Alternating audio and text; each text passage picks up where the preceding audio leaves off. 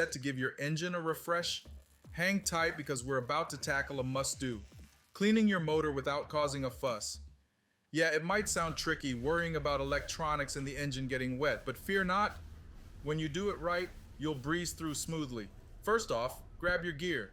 You'll need engine degreaser, a finishing degrease shine for a simpler clean next time, a trusty plastic bag to shield the alternator from splashes, an air compressor to blow water away from those sensitive bits, and most importantly, a good water source.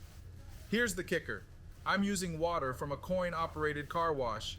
And here's the sweet part. Follow these steps, spot on, and your car, it's gonna fire up like a charm afterward. Stick with me as we walk through how to pamper your engine just right.